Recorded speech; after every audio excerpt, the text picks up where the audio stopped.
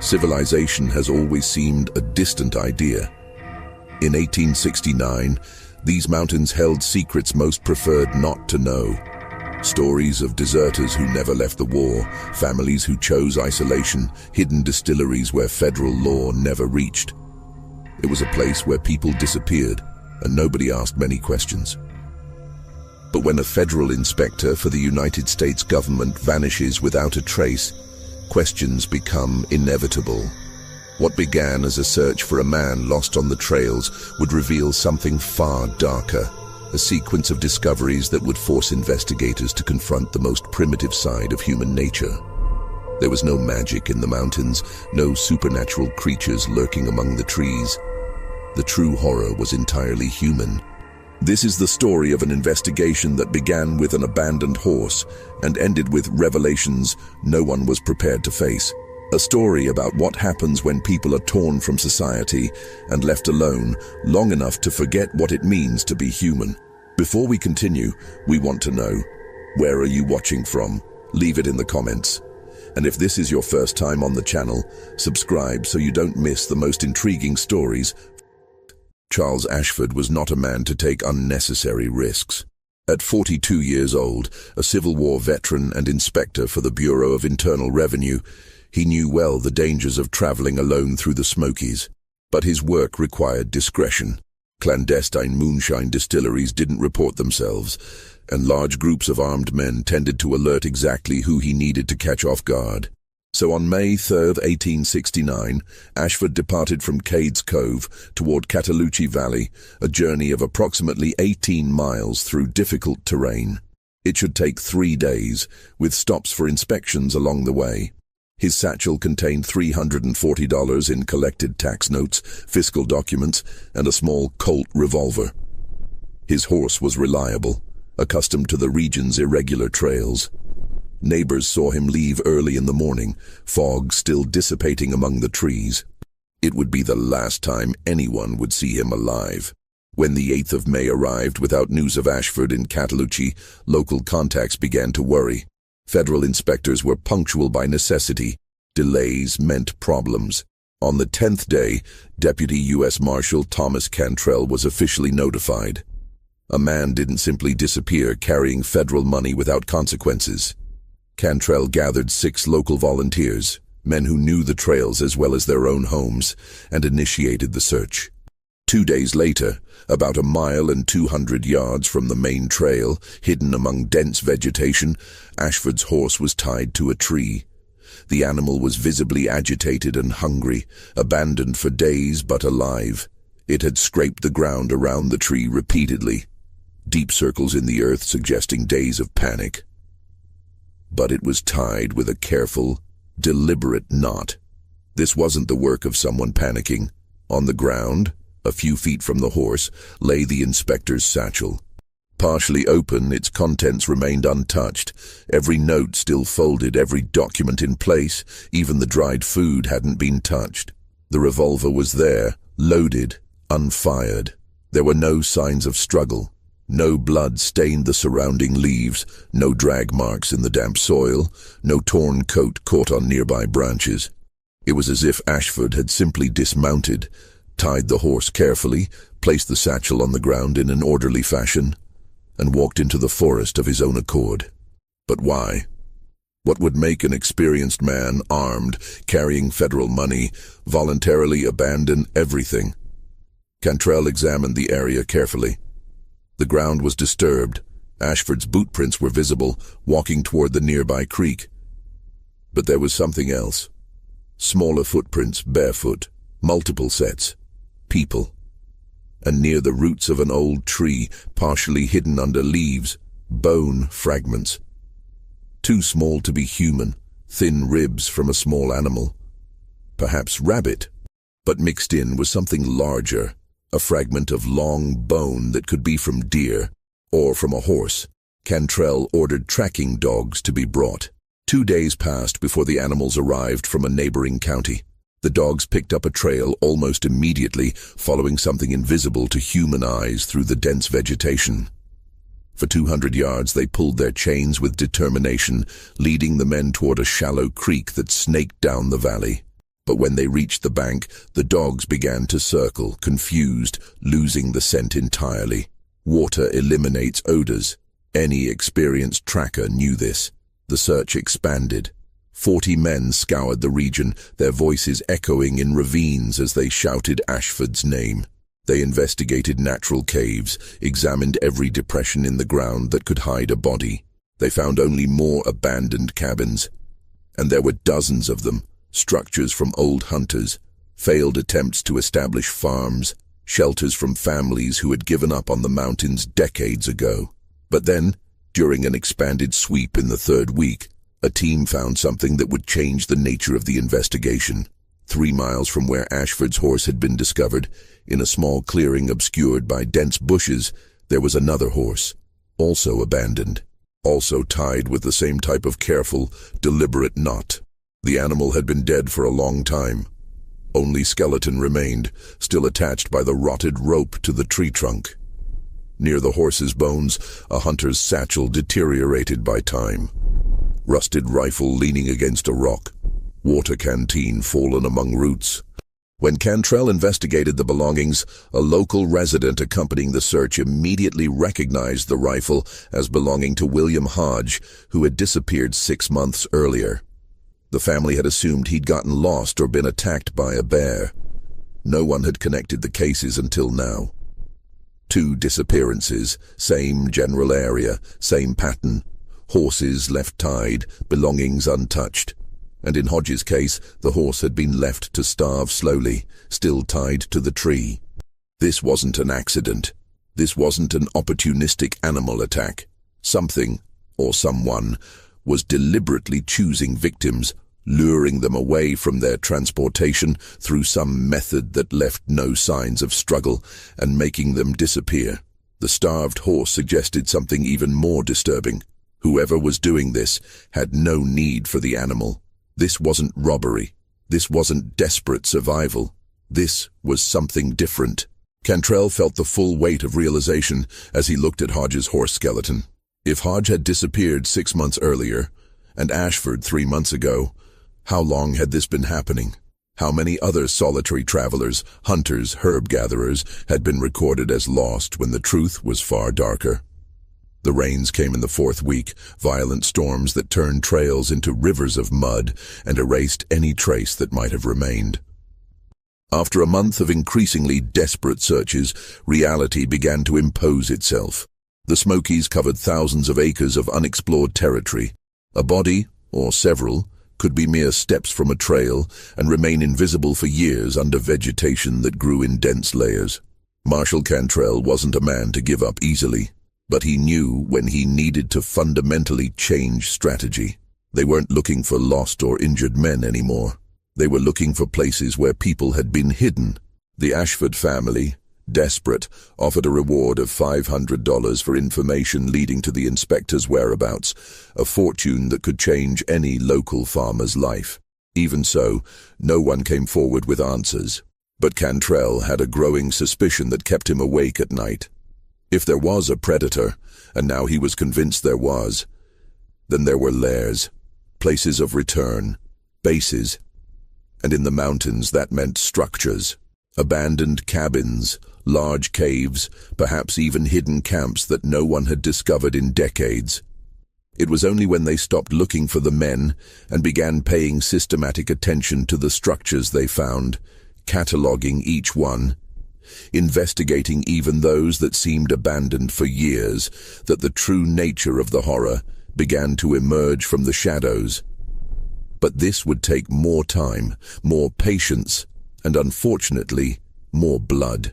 Meanwhile, in a closed valley several miles away, in a cabin that no official map recorded, life continued in its primitive rhythm. Low fire kept flies away from meat drying on crude hooks. Clean bones were stacked with others, human mixed with animal without distinction or ceremony. And 2 pairs of eyes watched the distant trails through openings in the wooden wall, waiting patiently for the next person solitary enough to approach. June brought humid heat that made the entire forest seem to ferment. The smell of vegetable decomposition, rotting trunks and wildflowers mixed into a sickening perfume. The official search for Ashford had ended, but Marshal Cantrell maintained occasional patrols with willing volunteers, more out of stubbornness than real hope. It was during one of these sweeps, on June 16th, that a group led by Dutch Hensley found something that would transform the nature of the investigation. The cabin was hidden almost deliberately, nestled between moss-covered rock formations and wrapped in vegetation so dense it would be invisible beyond 20 feet. Hensley almost walked right past it, but his hunting dog began sniffing obsessively toward the structure, a behavior any experienced man recognized as a sign of something dead nearby. Pushing through tangled bushes that scratched arms and tore clothes, the group emerged into a small clearing where the cabin crumbled in silence. Decades of abandonment were evident at first glance. Partially collapsed roof, left exposed beams, door hanging on a single rusted hinge, and what remained of windows long empty of any glass. The interior smelled exactly as expected: deep mold, accumulated animal feces, and the odor of rotted wood. Branches invaded through holes in the roof. Dead leaves covered the floor in layers. Small animals had clearly made nests in the corners, evidence of occupation only by raccoons and squirrels. The men were about to leave when Hensley noticed something peculiar about the floorboards near what had been a stone fireplace. Some were loose, slightly elevated compared to the others. Curious more than suspicious, he knelt and pulled one of the boards. The wood was so rotten at the base that it came away easily. Below, in a shallow grave dug directly into the packed earth, 3 human skulls stared at them with empty eye sockets. Hensley recoiled so violently that he tripped over his own feet, falling backward among the dead leaves. His shout brought the other men running. For a long moment that seemed to stretch, no one spoke. They just stood there, looking at the grave, at the skulls resting in slightly displaced positions. There were no remains of skin, hair, or tissue, only clean bone, discolored by time and damp earth. The skulls had been separated from the rest of the skeletons. There were no vertebrae, no attached mandibles in 2 cases, no other bone visible in the grave. The heads had been removed and buried here, while the rest of the bodies were where? One of the skulls showed an obvious fracture running from the top to the right eye socket, a fatal blow, probably delivered by a heavy instrument. Cantrell was called immediately and arrived with 2 assistants and a local doctor who had some experience examining mortal remains. The on-site analysis was necessarily basic.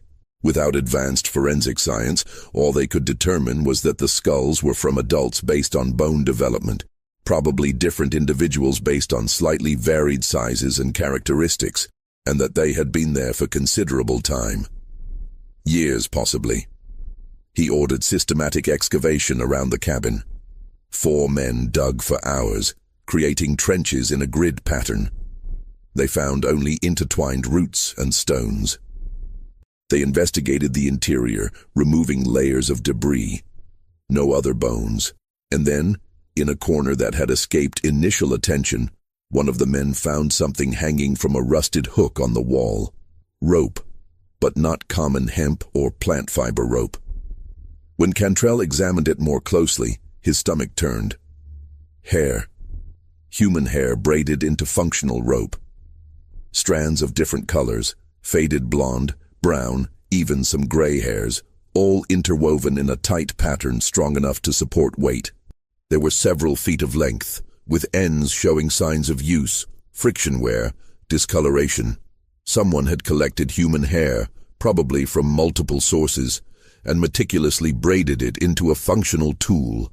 Local residents were consulted about the cabin. An elderly man who had lived in the region his entire life vaguely remembered that a solitary hunter had built it around 1840, perhaps even earlier.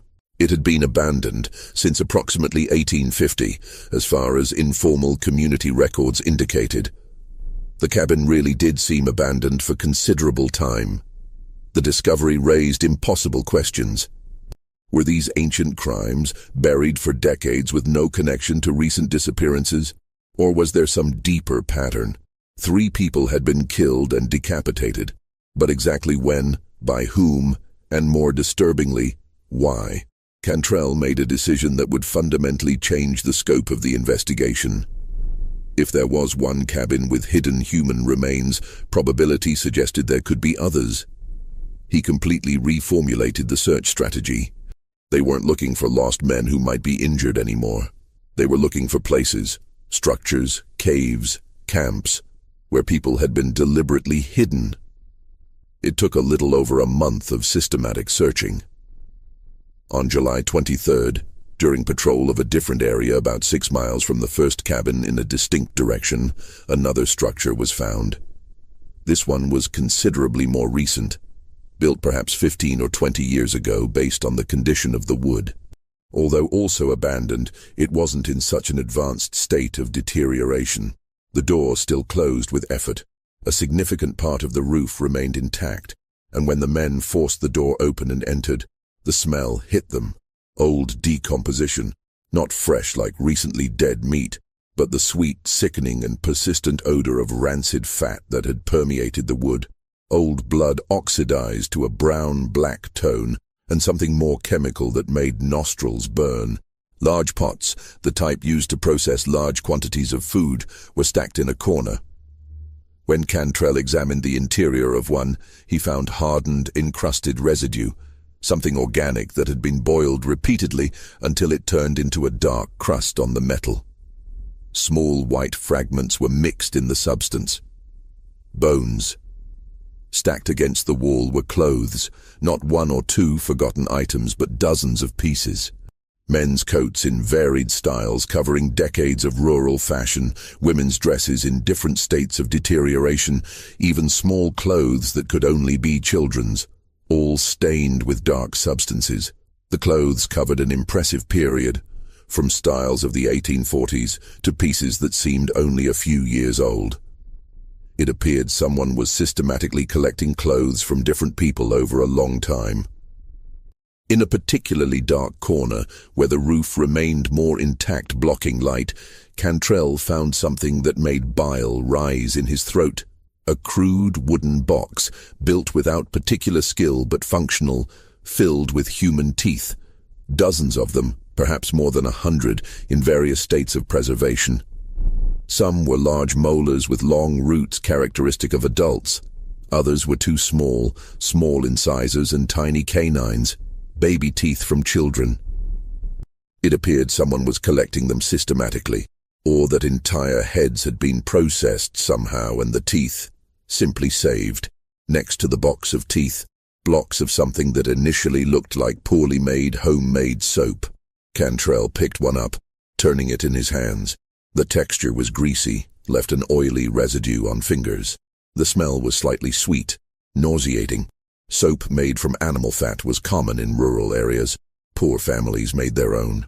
But there was something about these blocks, about the specific smell and the way the fat had been processed, that made Cantrell look at the stained pots, at the box of teeth, at the piles of clothes, and feel growing, horrible certainty about the source. Hunting knives in various states of rust were scattered around the cabin. Primitive axes, some with broken handles. Stained ropes hanging from hooks on the walls. And some of these ropes, upon closer examination, showed the same strange construction as the one found in the first cabin. Braided human hair. Different textures and colors mixed, and on the floor, board stained with extensive discolorations, large areas where something had spilled repeatedly, soaking the wood deeply. This time, curiously, there were no skulls, no large identifiable bones. If people had died here, and the accumulated evidence strongly suggested yes, their remains had been removed, destroyed, or dispersed more completely than in the first cabin. This indicated deliberate variation in method or evolution of techniques. Cantrell began to perceive a geographical and behavioral pattern. Both cabins were well away from main trails, but not so remote as to be inaccessible. Both were strategically close to water sources, creeks, springs. Both offered functional shelter despite abandoned appearance, and more revealingly, both had clearly been inhabited at different times, not simultaneously but in sequence. It seemed someone lived in one cabin for a determined period, abandoned it when local resources ran out, and moved to another structure miles away. The image forming was of a fundamentally nomadic predator, or predators. They didn't remain in a fixed location. They moved through the mountains in a broad pattern, killing opportunistically, using existing structures instead of building their own, and abandoning each site when it became inconvenient. This would explain why no one had found them.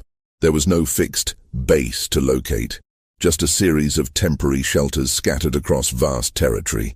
The connection to Ashford and Hodge was still circumstantial, but increasingly difficult to ignore. The distances were measurable in miles. The directions, though not forming an obvious pattern, all fell within a relatively defined region of the Smokies. And somewhere in these same mountains, in a cabin that hadn't been found yet, but existed as certainly as the others, life continued in its primitive and relentless rhythm. Bones were processed efficiently, and attention was already turning to the horizon, always alert. August arrived with oppressive heat that transformed the mountain air into something almost liquid, dense, humid, difficult to breathe deeply. The cabin discoveries had spread through the local community with the speed of fire in dry grass, transforming vague apprehension into concrete fear that changed behaviors. People who once walked alone on familiar trails now traveled exclusively in groups. Farmers who had never worried about security began checking door locks, fixing broken hinges, and reinforcing door frames. Children were kept close to home. And when Sarah Macklin disappeared on August 12th, the panic that had been silently growing exploded into open hysteria. Sarah was 19 years old, only daughter of James Macklin, a respected farmer whose family had cultivated the same land for 3 generations. She was known to everyone within a 15-mile radius, a quiet but kind girl, always willing to help sick neighbors with medicinal herbs she collected and prepared according to recipes passed down by her grandmother. She had left on the morning of August 12th to collect herbs in a specific area she had been visiting weekly since she was 14, a place she knew as well as her own backyard. A grove near a creek where certain plants grew in abundance. She should have returned by noon, as she always did. The sun began to set, and Sarah hadn't returned. James Macklin, initially irritated thinking she had gotten distracted, mounted his horse and followed the well-worn trail she always used. What he found made his heart plummet. Sarah's herb basket was overturned among the roots of an old tree, its contents scattered in a semicircle. Medicinal plants, valerian, ginseng, blue cohosh, were dispersed among the leaves, some already wilting in the heat. No blood, no sign of Sarah. By the following morning, practically before dawn, Marshal Cantrell was at the Macklin farm with a search force that quickly grew to 80 men, practically every physically capable man in 3 neighboring counties, many leaving unfinished harvests and unwatched cattle to participate. The search was fundamentally different this time. They weren't looking for someone who might be lost or injured anymore. They were hunting. Cantrell divided the men into groups of at least 4, all armed with rifles, pistols, hunting knives. Orders were explicit. Investigate any and all structures, no matter how abandoned or deteriorated they seemed. Cabins, rudimentary hunting shelters, even natural caves large enough to serve as human shelter. For 6 complete days, teams scoured the mountains in a systematic pattern that expanded outward from where Sarah's basket had been found. They discovered cabins, so many that Cantrell eventually lost count. The vast majority were genuinely abandoned for decades, empty except for raccoon nests or owls. But the men were deeply nervous now, jumping at every unexpected sound. A region that once seemed simply wild now seemed actively hostile. Old rumors that had been relegated to campfire stories began to resurface with new seriousness. Stories about wild people who supposedly lived in the deepest parts of the mountains, people who had abandoned civilization generations ago and lived like animals. An elderly farmer swore with trembling voice that he had seen hunched figures moving near his property several nights in a row. pigs that had disappeared inexplicably from isolated pens over recent years, always attributed to bears or common thieves, now took on sinister significance. It was a group investigating a particularly closed valley on the afternoon of the 18th day, a valley surrounded by steep rock walls on 3 sides and accessible only through a narrow passage, that noticed something that made everyone stop instantly. Smoke. A thin column of grey smoke rising above the tree canopy. Smoke meant controlled fire. Controlled fire meant people.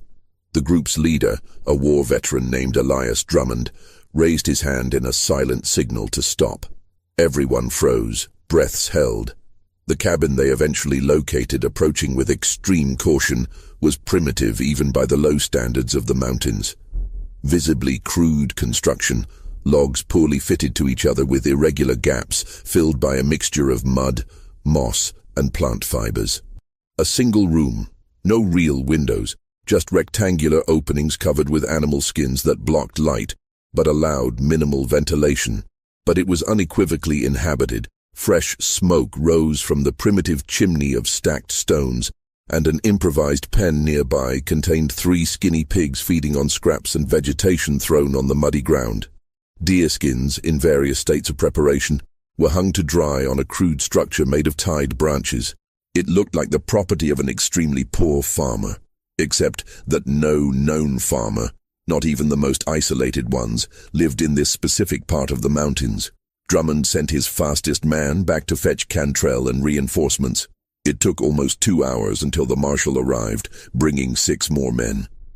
Now there were 12 men positioned in a semicircle around the structure, rifles and pistols ready, covering all possible escape routes.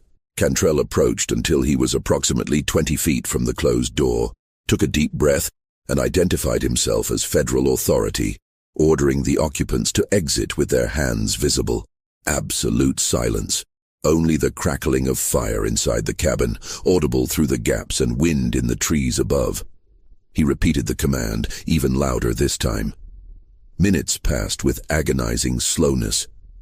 The men checked their weapons nervously, expecting the door to explode with violence. But when it finally opened, it was slow and careful, without any urgency, or as if urgency were an unknown concept to whoever was inside. A man emerged into the filtered light. He appeared to be approximately 30 years old, thin but muscular in a wiry way. Hair and beard long, grown without cutting for years, tangled with small debris, pieces of leaf, small twigs, dirty in a way that went beyond lack of recent bathing. Deep, ingrained dirt. But what the man was wearing made several of the armed men take involuntary steps backward. He wore a coat. Not a common farmer's or hunter's coat, but a specific dark coat with a distinct cut and, more revealingly, with a federal insignia embroidered on the left chest, the unmistakable seal of the Bureau of Internal Revenue. Charles Ashford's coat. The man literally wore the dead federal inspector's clothes. Below the coat, patches of other clothes, pants mended with so many different pieces of fabric, it was impossible to tell what the original material was. And over his shoulders, an additional coat made of sewn animal skins, deer mainly, but also what appeared to be bear fur in parts. Cantrell ordered again that he raise his hands. The man, John, though no one knew yet, blinked slowly, but didn't obey. He didn't seem defiant or hostile, more that the command didn't register as relevant to him. 2 of Cantrell's men advanced quickly, grabbed the man by the arms and forced him to turn facing the wall. He didn't resist in any way, just allowed himself to be maneuvered, muscles relaxed, without tension. Cantrell shouted, asking if there was anyone else inside. For a long moment, nothing. Then movement in the interior shadows. A smaller figure slowly materialized, emerging into the light. A woman, equally dirty, equally thin, moving strangely, slightly crouched, as if fully upright posture were uncomfortable. She held something against her chest with both arms, something small wrapped in dirty fabrics that moved slightly. A child.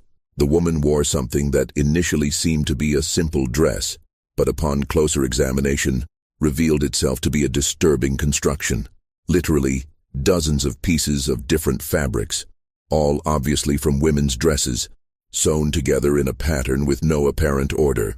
Floral patches next to plain fabrics, coarse cotton next to deteriorated fine silk. It was a dress made from dresses of multiple different women, patched repeatedly over what must be years.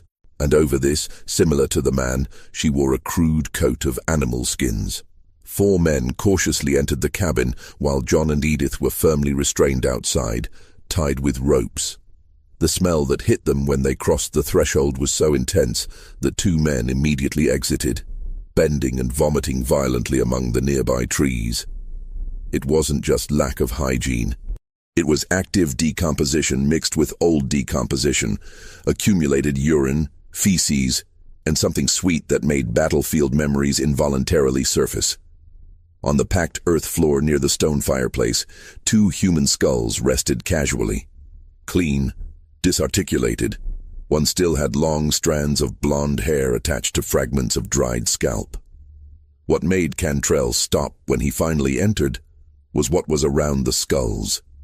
Horse skulls, 3 of them, stacked without ceremony near the human skulls, large, unmistakable in their distinct shape, and scattered around the fireplace area, mixed with bones clearly from deer and other game animals, were long bones that could only be from horses, characteristic femurs, thick tibias.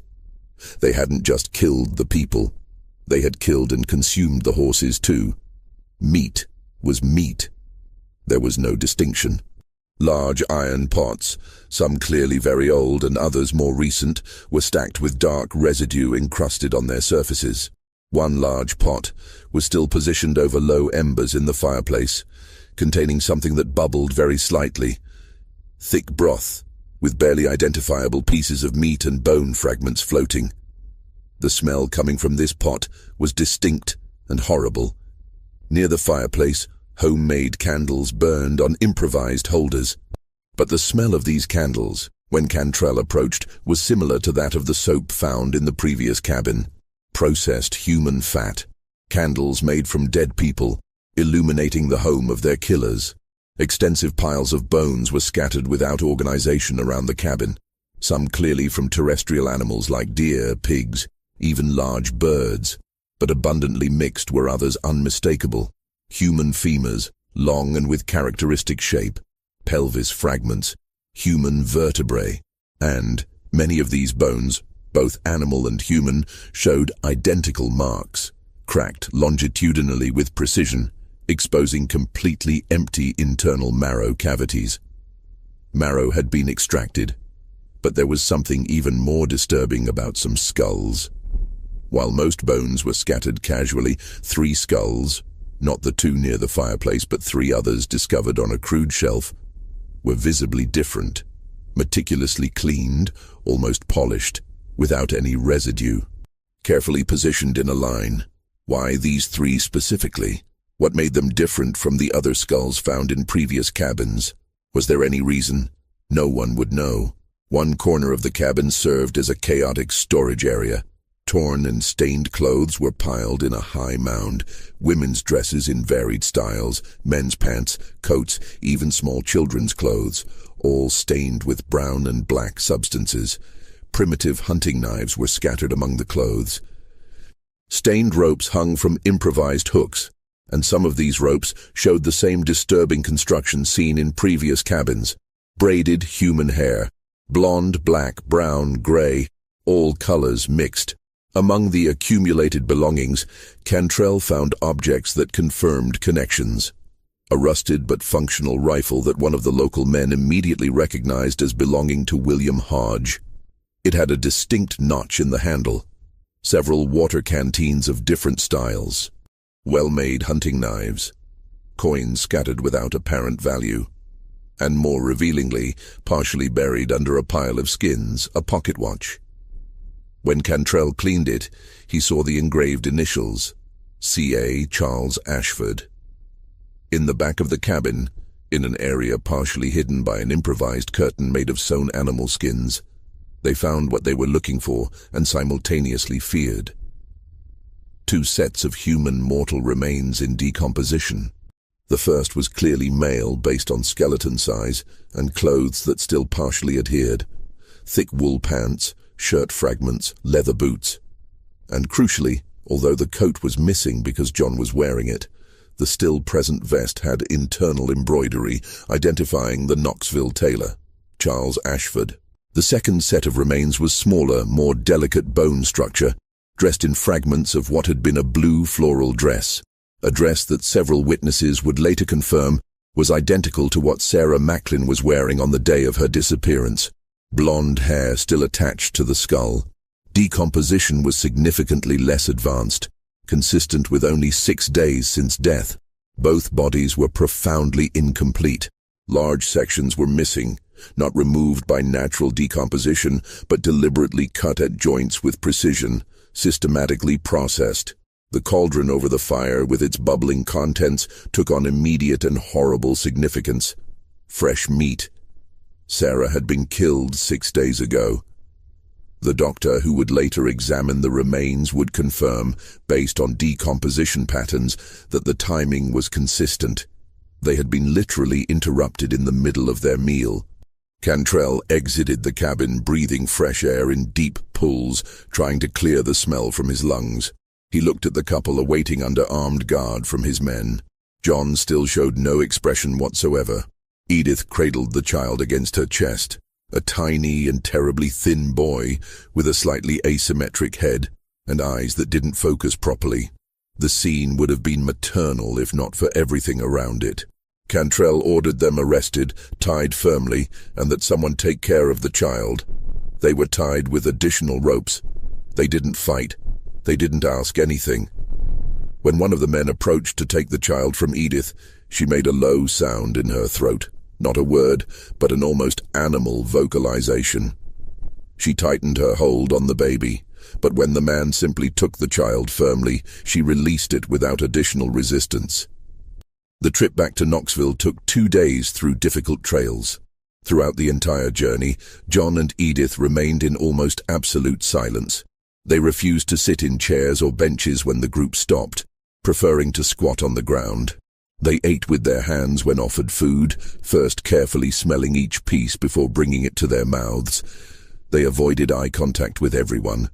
They behaved less like human prisoners and more like recently captured wild animals, confused by confinement but not aggressive.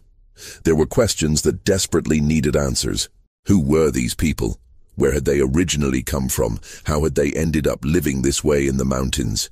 And more disturbingly, how many had they killed before Ashford and Sarah? The discovered cabins, the skulls, the clothes from different decades.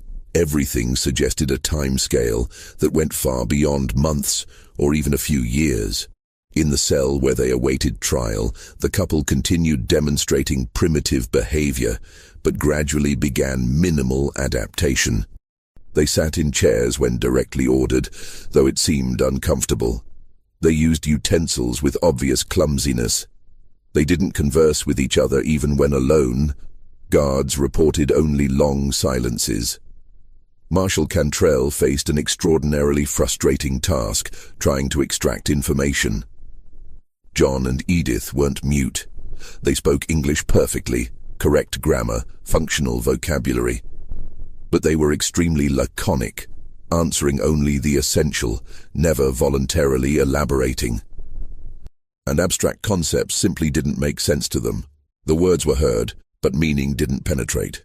It took weeks of daily sessions until he began assembling the story through fragments shared with disturbing monotony. It began with a man named Ezra Godfrey. John confirmed, after repetition of the question in multiple forms, that Ezra was his father. Edith, with initial resistance but eventually, admitted that Ezra was her uncle, her father's brother. In 1848, established not through them, but through records Cantrell investigated, Ezra had taken John and Edith to the mountains. They were 9 and 10 years old, respectively. Why did Ezra flee? Investigation into records would reveal the truth. Ezra Godfrey had been formally accused of abusing his own daughter and had fled before being arrested, taking 2 children in his flight into self-imposed exile. Life in the mountains, as John described it with limited vocabulary, was reduced to basic survival. Ezra taught hunting, fishing, how to find abandoned cabins and use them temporarily. He taught them to avoid people, to hide when voices sounded on trails. They moved through the forest. There was always another valley, another empty cabin, another creek. Ezra died approximately in 1857, 9 years after arriving in the mountains. How exactly? John was frustratingly vague. He said Ezra got sick, that he stopped moving, that he stopped breathing. For days, Cantrell pressed gently, changing the form of questions. After an entire week, something finally changed. Cantrell asked once more with patience, "How did your father die?" John raised his head and looked directly at him. First time in weeks he made direct eye contact, and responded with monotone voice that his father slept very deeply that night. Heavy silence filled the cell. In the corner where shadows were densest, Edith, who hadn't demonstrated any emotion in weeks of imprisonment, smiled. Slight, almost imperceptible if you weren't looking directly, but undeniable. And then it disappeared, her face returning to the usual empty mask. The implication was clear. They had killed the abuser. After Ezra's death, they were alone. They were about 18 and 19 years old, technically adults, but adults who had spent the formative half of their lives isolated. Without formal education, without human contact beyond each other and the abuser, they lived exactly as they had been taught. They hunted when there was game. They stole pigs from isolated farms when hunting failed, keeping them in pens and feeding them with scraps. They moved between abandoned cabins. Edith, after much resistance, revealed something that added an even darker layer. When she was approximately 18 years old, Ezra had impregnated her. The baby was born with deformities she described through gestures: malformed skull, twisted limbs. The child died within days. She buried it alone while John and Ezra were hunting. That first child wasn't John's, but from the uncle who had abused her. The subsequent children, all from John after they began a consanguineous relationship, followed a tragically similar pattern. Extremely difficult births in dirty cabins without any assistance. Babies born with obvious deformities, visibly malformed heads, twisted or partially developed limbs. Edith buried them near where they lived. There was no mourning in the usual sense, just practical acceptance that babies didn't survive. The only one who lived beyond a few months was the boy found, approximately 2 years old, but with the appearance and development of a 10-month-old baby. With John and Edith's arrest, authorities systematically scoured the region around the inhabited cabin.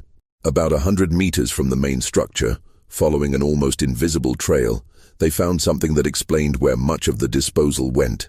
A deep hole dug into the earth, descending at an angle. The smell when approaching was unbearable, concentrated decomposition from years. Careful investigation of the hole revealed disturbing contents: bones, hundreds of them, perhaps thousands. The vast majority were from animals: deer, pigs, rabbits, even birds. And horses. Unmistakable skulls, enormous femurs, thick vertebrae. Dispersed among them human bones. Difficult to count exactly how many individuals.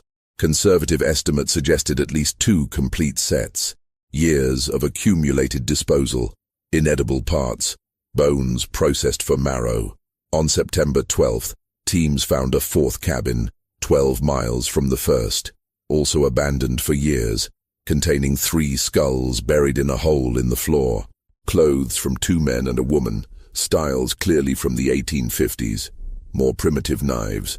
More ropes. Some of hemp. Others disturbingly made of braided human hair. Additional blocks of that oily soap. September 20th brought an even more disturbing discovery. A natural cave, opening wide enough to serve as shelter, located 5 miles from the inhabited cabin. Evidence of very old fires marked the stone floor. Compacted ashes, blackened stones in a circle. And scattered through the cave in chaotic profusion were bones, so many that counting individual victims became impossible.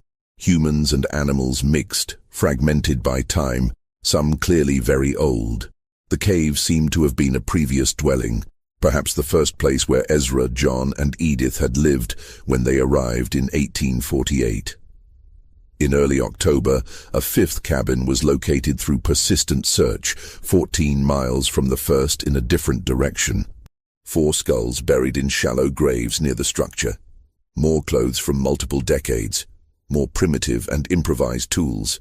The pattern was undeniable and systematic. Movement through vast territory. Occupation of existing structures for varied periods. Opportunistic murders. The investigation also found in the various cabins evidence of how they had sustained themselves materially over so long. Clothes extensively patched using fabrics from multiple victims. Taken tools, knives, axes, even 2 old and rusted firearms. Cooking pots obviously from different origins. Those disturbing ropes of braided human hair found in multiple locations. They literally used everything from their victims. The final count they could confirm with some degree of certainty was 14 human victims, 2 directly identified, Charles Ashford and Sarah Macklin, 12 represented by skulls and bones found in the various cabins and cave that could never be named. But absolutely everyone understood, without need for discussion, that the real number was probably higher. Bones decompose completely over decades. Scavenging animals disperse remains. Years of rain and vegetation hide evidence. When Cantrell directly asked how many people they had killed, John was silent for a long time, looking at his own hands. Then, slowly, he admitted he didn't know, that they didn't count that way. Pressed to at least estimate, he tried counting on his fingers, moved his lips silently, got lost, gave up with visible frustration. He could only indicate it was more than the fingers on his hands, more than 10. Probably less than 20 based on the catalogued physical evidence, but that was Cantrell's speculation. Edith, when asked the same thing in a separate session, simply didn't remember them all. Not with sadness or horror, but with genuine indifference of someone describing forgotten meals from years ago. People were food. Food was consumed to continue living. Life continued. When he began asking specifically about methods, they responded with disturbing frankness. Solitary travelers were easier and safer. Someone stopping to rest near a creek, unarmed or with weapons stored. Simple ambush, John from one side, Edith from the other. Death was usually quick, not out of mercy but out of pure practicality. Struggle meant noise, noise meant risk. So they killed efficiently and processed the bodies the same way they would process any large game. They consumed the fleshy parts, muscles mainly, cooked in large cauldrons. They broke long bones to access marrow. Skulls were discarded because little useful meat remained. If the victim possessed a cabin or camp, they occupied it for months or even years. When food ran out, they abandoned and sought new territory. A local doctor with limited training was called to evaluate the prisoner's mental condition. He made a crucial observation. John and Edith weren't stupid or intellectually deficient. They spoke well when they wanted to, understood complex concepts when explained, solved practical problems with reasonable intelligence. What was lacking wasn't basic cognitive capacity. It was the entire moral and social structure that humans normally develop through interaction with society from childhood. They were, in essence, humans raised like wild animals. They maintained basic human intelligence and language capacity because they had been exposed to it in the first 9 and 10 years. But they operated under survival instincts without filter of morality, empathy, or social conscience. They didn't feel guilt because guilt requires understanding that one has violated an ethical norm, and they had no norms.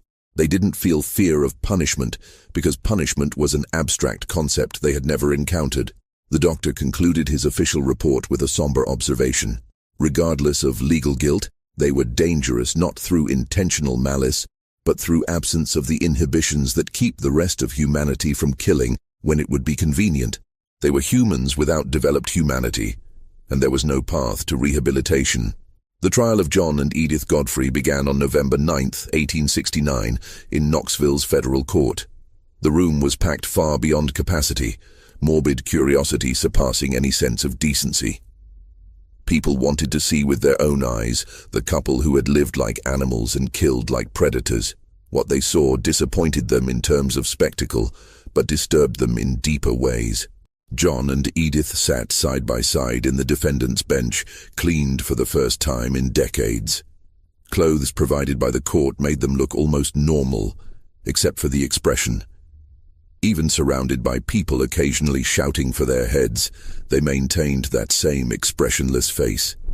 They didn't seem frightened, defiant, or remorseful. They seemed, if anything, slightly bored. The procedure seemed an irrelevant inconvenience. The prosecution was direct and devastating. 14 counts of first-degree murder, cannibalism, and federal theft of Charles Ashford's tax money. The prosecution presented evidence methodically. Clean skulls displayed on a table, identified victims' clothes, tools found in the cabins, testimony after testimony from men who had discovered the sites. James Macklin, Sarah's father, testified on the second day with a voice that broke repeatedly. He described Sarah in moving details, young, full of life, engaged to a young local farmer, planning a wedding the following spring. When, with a voice trembling with rage and pain, he pointed directly at Edith and asked how she could have killed his innocent girl. Edith didn't react. She didn't even look in his direction. She simply observed her own hands resting in her lap. The defense, led by a court-appointed attorney who clearly didn't want the case, argued legal insanity. He meticulously presented the history of systematic abuse, Ezra fleeing accusations of incest, kidnapping of 2 innocent children, forced isolation for 21 years without any contact with civilization. He argued they couldn't be held responsible for actions when they didn't possess developed capacity to understand basic concepts of morality. But the prosecution counter-argued with a devastatingly effective point. Capacity to plan demonstrated knowledge. The ambushes weren't random or impulsive. They deliberately chose isolated victims, attacked when chances of escape were minimal, hid when larger groups passed. This clearly demonstrated understanding of consequences. If they knew they needed to hide their actions, then they knew those actions were wrong. The jury of 12 men listened without easily interpretable expression. Some looked at John and Edith with obvious hatred, jaws clenched. Others with something closer to fascinated horror. A few seemed genuinely conflicted, expressions showing recognition of tragedy in the entire situation, even while recognizing the necessity of justice. On the third day, after presentation of all evidence and final arguments, the jury retired for deliberation. They returned after 2 hours. The verdict was unanimous, guilty on all presented charges. Sentence was mandatory under federal law for multiple homicides. Death by public hanging. Date set for December 6th, less than a month away. There would be no appeals. There would be no clemency. When sentence was read by the judge with solemn voice, John and Edith didn't react visibly. They didn't cry. They didn't protest or deny. They simply continued sitting with the same neutral expression. When guards approached to take them back to their cell, they went passively, without resistance. They seemed not to understand they would be killed, or understood, but the knowledge didn't penetrate emotionally. The following weeks were strangely quiet. A local priest, an elderly man with genuine compassion, visited daily trying to offer religious comfort and prepare what he hoped were souls for meeting with the Creator. John and Edith listened to his prayers and Bible readings politely, without interrupting, but never responded in a way that suggested understanding. The concept of an omniscient God, of heaven and hell as eternal destinations, of redemption through repentance, it was all simply too strange to penetrate decades of isolation. The priest eventually gave up on genuine conversion. He confided to Cantrell in a low voice that he didn't know if they were lost souls or if they had never had developed souls to begin with. 3 days before the scheduled execution, Edith made an unusual request. First time she initiated communication voluntarily. She wanted to see her son. Marshal Cantrell denied the request. The child was gravely ill in the state orphanage, visibly failing despite medical care. It certainly wouldn't be appropriate to bring him for a final visit with a mother about to be executed. Edith didn't react to the denial, didn't argue, simply returned to silence. But that night, the night guard making regular rounds reported something deeply disturbing. Around 2 in the morning, the darkest and quietest hour, he heard sound coming from Edith's cell. He approached silently, looked through the small opening in the door. Edith was awake, sitting on the floor with her back against the cold stone wall, looking at an empty corner of the cell, and she was singing, not recognizable words in English or any language, not a familiar melody. It was a sound almost animal in quality, off-key, guttural, but undeniably an attempt at a lullaby. Repetitive, monotonous, strange, but with the gentle rhythm of rocking a baby. The only time in entire months of imprisonment that she demonstrated anything remotely resembling genuine maternal emotion. She sang for hours until the first rays of light began to filter. Afterward, never again. She returned to silence. December 6, 1869 arrived with a cold morning and extraordinarily clear sky. The gallows had been erected in the central public square during previous days, a somber structure that attracted nervous glances. The crowd that gathered to witness was estimated at approximately 800 people, a notable number for a city the size of Knoxville.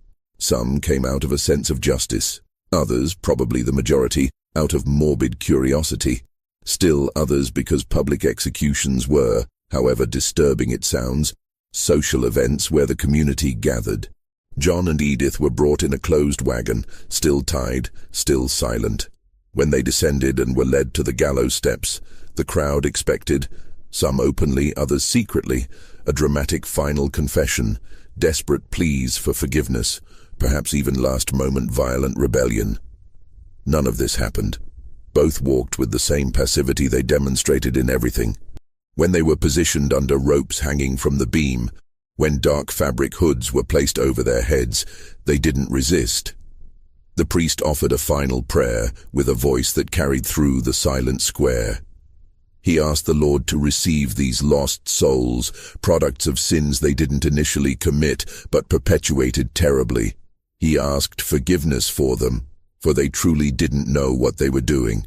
It was an intentional echo of Christ's words on the cross, and some in the crowd murmured audible disapproval. Comparing these murderers to Christ seemed intolerable blasphemy. At exactly 11:47 in the morning, the executioner pulled the lever. Trapdoors opened simultaneously. Both ropes had been measured with mathematical precision. Length calculated based on weights to ensure necks broke cleanly, causing instant death as protocol required. The 2 bodies fell, stopped abruptly, swung slightly in the cold wind. Death was instantaneous for both.